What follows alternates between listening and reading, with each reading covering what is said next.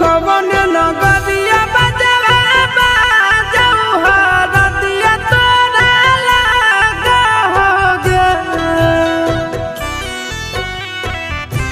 कवन नगरिया बजवा बाजऊ हरदिया तोरा लागो हरदिया तोरा लागोगे।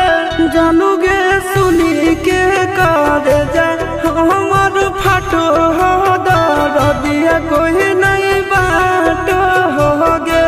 जानूगे सुनी के करे जा हमर फाटो हो दरदिया कोई नहीं बाटो होगे। पूर्व नगरिया बजवा बाजऊ हरदिया हमारा लागो हरदिया हमारा लागो हो रे।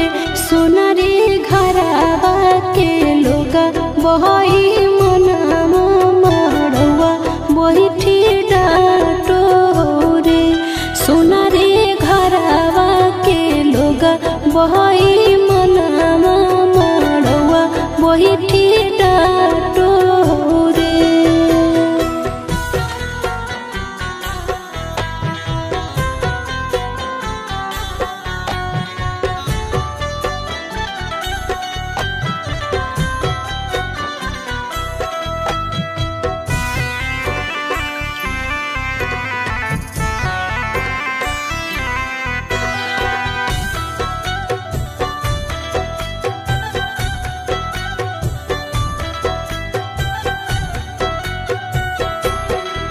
हद जखनी ढराई जैतौ तोर शंखा बनिया हो जैतै खत्म हमर प्यार के कहानिया। बुझे मजबूरी नहीं है हमर कसूर रे। इहे शायद होते भगवान के मंजूर रे।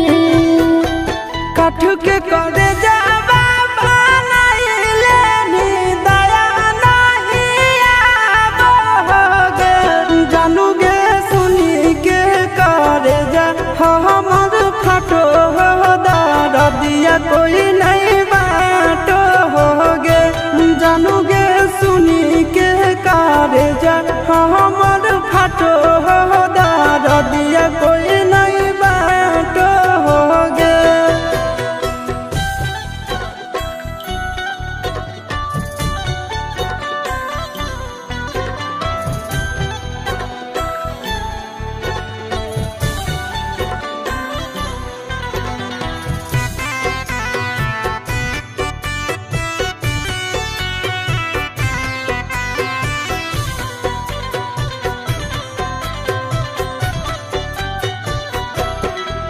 आगे तोरे नाम धड़को है दिल के धड़कनवा। मंगिया भरते चली जइबो सामसनवा। के कर दिए तो सही है किस्मत के खेला। भूल जाई है आशीष नंदन अमन बेला। तोरा बिना हमारो कुछ न भा